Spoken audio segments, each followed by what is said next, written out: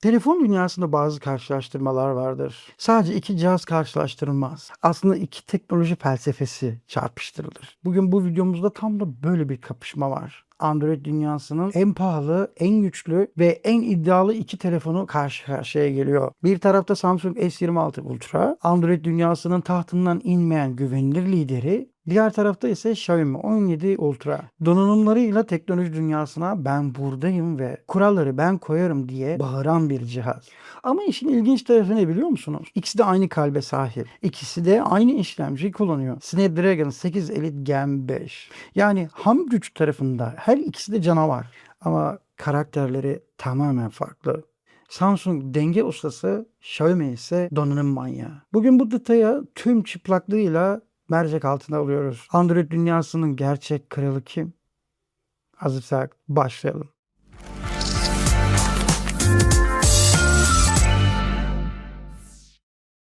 İlk bakışta iki telefon da masada dururken oldukça benzer görünüyor. Dev ekranlar, incecik çerçeveler ve gerçekten üst düzey malzemeler. Ama telefonu elinize aldığınız anda detaylar kendini belli etmeye başlıyor. Samsung S26 Ultra ile başlayalım. Ağırlık 214 gram, kasa yapısı ise Samsung'un artık o klasikleşmiş, yuvarlatılmış köşeli Ultra tasarımı. Artık titanyum çerçeve yok, bunun yerine alüminyum gövdeye geri dönülmüş durumda. Asil bir his veriyor.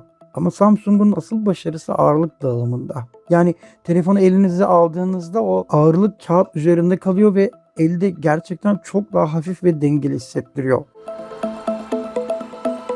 Xiaomi tarafına geçtiğimizde Xiaomi 17 Ultra yaklaşık 219 gram civarında ve kağıt üzerinde fark çok küçük. Ama burada başka bir faktör devreye giriyor. Kamera modülü. Xiaomi arka tarafta gerçekten devasa bir kameradası kullanıyor. Yani telefonu elinize aldığınızda işaret parmağınız o dev lenslere çarpıyor. Ve aklınıza şu geliyor. Bu telefon mu yoksa küçük bir sinema kamerası mı? Çünkü bu büyük kamera modülü telefonun ağırlığını merkezine yukarıya taşıyor ve özellikle tek elle kullanımda veya uzun süreli video çekerken bunu hissediyorsunuz. Ama Xiaomi'nin burada yaptığı çok iyi bir şey var. Arka tarafta kullanılan o özel vegan deri kaplama. Bu kaplama telefonun elde tutuşunu inanılmaz arttırıyor. O ağır kamera çıkıntısına rağmen telefon kaymıyor, güven veriyor. Samsung tarafında ise arka tarafın daha sade. Lensler gövdeye çok daha pürüzsüz entegre edilmiş ve daha minimalist. Ve açık konuşalım, Samsung'un tasarımı biraz daha olgun, iç dünyasına dönük. Xiaomi'nin ise daha çok agresif ve cesur. Yani kısaca tablo şu: Samsung premium, sade ve dengeli, Xiaomi ise agresif, teknolojik ve gösterişli. Ama bir telefonun gerçek karakteri ona dışarıdan bakarken değil, ekrana baktığımızda ortaya çıkıyor. Çünkü günün sonunda telefonda en çok baktığımız yer sonuçta ekran. Ve burada işler gerçekten ilginç bir hal alıyor. İki telefonda da 6.9 inçlik dev ekran var. Ama panel teknolojileri ve mühendislik felsefeleri çok farklı. S26 Ultra'da dinamik LTPO AMOLED 2X panel var ve 1440'a 3120 çözünürlük, 4498 ppi'da piksel yoğunluğu mevcut. Bu ne demek? Samsung'un ekranı inanılmaz keskin. Metinler, fotoğraflar, yüksek çözünürlüklü videolar hepsi kristal netliğinde. Yansıma önleyici cam kaplaması da cabası tabii ki.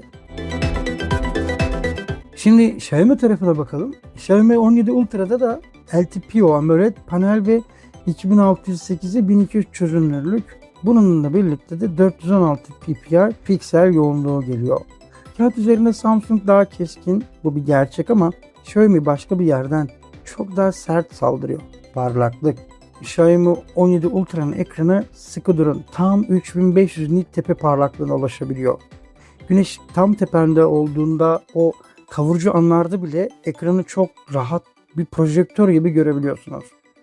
Samsung ise yaklaşık 2600 nit.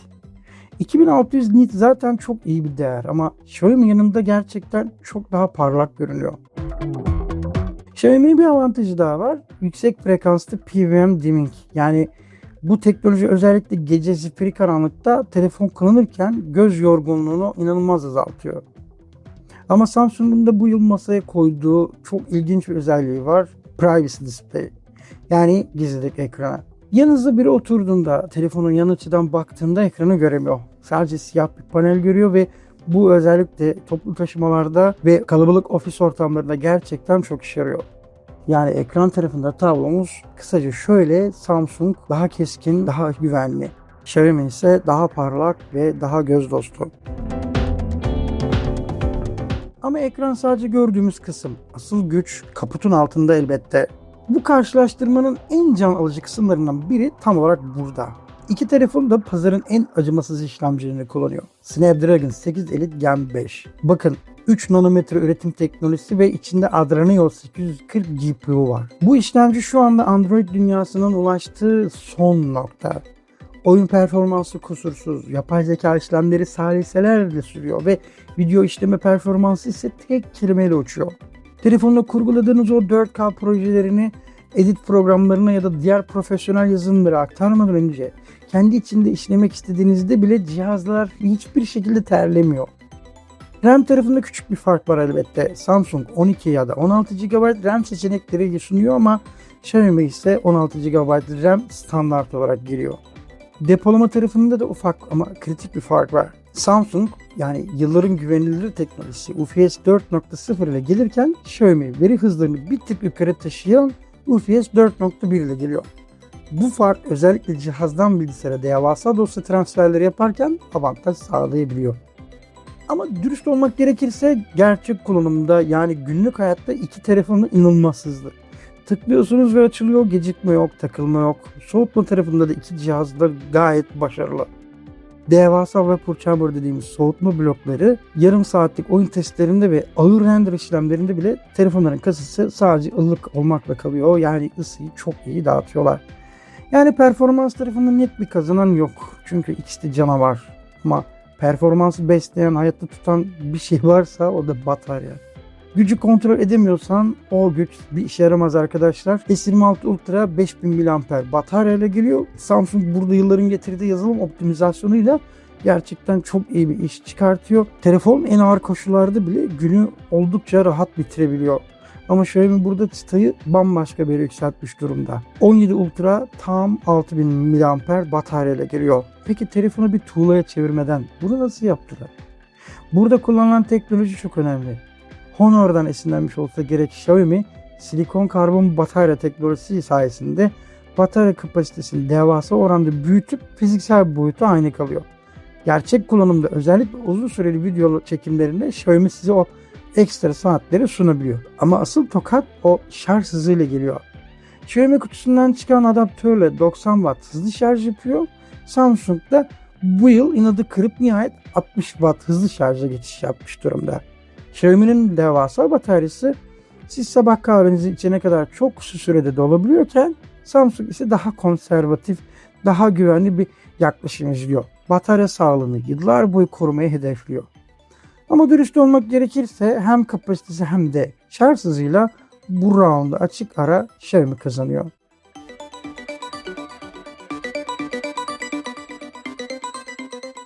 Ama donanım bir yere kadardır.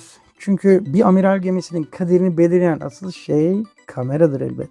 Eğer bu kadar parayı veriyorsanız cebinizde taşıyacağınız profesyonel bir kamera satın alıyorsunuz demektir. Samsung S26 Ultra'da 200 megapiksel devasa ana kamera ile birlikte 50 megapiksel ultra geniş, 10 megapiksel 3x telefoto ve efsanevi 50 megapiksel 5x periskop telefoto kamera ile geliyor. Samsung burada yılların deneyimini kullanıyor. Yapay zeka ile gece çekimleri, aşırı iyi video stabilizasyonu, sanki gimbal kullanıyormuşsunuz gibi mükemmel. Her şey sosyal medyaya hazır, canlı ve kusursuz çıkabiliyor. Ama Xiaomi burada çok farklı bir hamle yapıyor. Xiaomi 17 Ultra 50 megapiksel ana kamerayla geliyor ama olay megapiksel değil arkadaşlar. Olay 1 inç sensör. Bakın, bu mobil dünyada gerçekten çok büyük, devasa bir sensör. Özellikle kendi oda içerisinde çektiğin o düşük ışıklı yapay aydınlatmalı çekimleri bir düşün. İşte o düşük ışık performansı inanılmaz derecede iyi. Sensör ortamdaki ışığı adeta bir sünger gibi emiyor. Yanında 200 megapiksel periskop telefoto, 50 megapiksel ultra geniş var ve hepsinin üstünde de Leica ile geliştirilen o özel lens sistemi var. Ama en ilginç, en çılgın şey ne biliyor musunuz? Mekanik zoom sistemi. Lens dijital olarak değil, Kasın içinde fiziksel olarak hareket ediyor. Tıpkı gerçek fotoğraf makinelerindeki gibi. Bakın bu mobil dünyada eşine çok nadir rastlanan bir mühendislik harikası.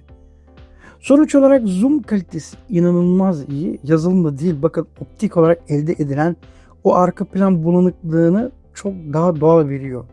Ama bakın burada iki farklı fotoğraf felsefesi var. Yani iki farklı dünya var.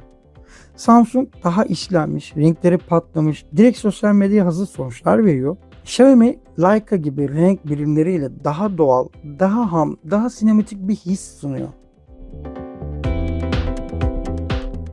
Buraya kadar her şey güzel, her şey eyvallah. Bakın donanımı yaşatan şey ise yazılımdır. Samsung Android 16 yani One UI 8.5 arayüzü ve tam 7 yıl güncelleme sözüyle geliyor. Bu Android dünyasında çok büyük bir güven, dev bir avantaj. Samsung'un ekosisteminde şu an rakipsiz. Tablet, saat, laptop, kulaklık hepsi birbirine pürüzsüz bir şekilde bağlı. Dosya aktarımları, kopya yapıştır işlemleri kusursuz güven veriyor. Xiaomi tarafı ise yine Android 16 tabanlı yepyeni HyperOS 3 ile geliyor ve Xiaomi o eski hantal günleri geri bırakıp HyperOS ile artık çok daha akıcı, daha temiz, çok daha iyi bir şekilde kendi ekosistemini hızlı büyütmeye devam ediyor. Ama uzun vadede destek, stabilite ve o kurumsal ekosistem konusunda Samsung hala daha oturaklı ve güçlü durmuyor değil tabii ki. Bunca detayın ardından peki kazanan kim? Aslında cevap senin ne istediğinde gizli. Eğer ben fotoğraf tutkunuyum, sensör boyutu benim için her şey, o 1 inçlik lense aşığım, ben donanım manyağım diyorsan senin cihazın net bir şekilde Xiaomi 17 Ultra. Ama eğer ben sürpriz sevmem, yazılımım kaya gibi stabil olsun, 7 yıl uzun güncelleme alayım, tablet ve bilgisayarımda güvenli pürüzsüz bir ekosistem kurayım diyorsan o zaman adresin kesinlikle S26 Ultra. Gerçek şu, bu iki telefon aslında birbirinin rakibi değil. İki farklı dünya görüşü. Samsung kusursuz bir denge, Xiaomi ise sınırları zorlayan çılgın bir teknoloji manyağı. Şunu unutmayın dostlar, Samsung yıllardır bu Android dünyasının tartışmasız lideri. O koltukta hep çok rahat oturdu. Ama Xiaomi her yıl donanımı biraz daha ileri götürerek o koltuğu sarsmaya başladı.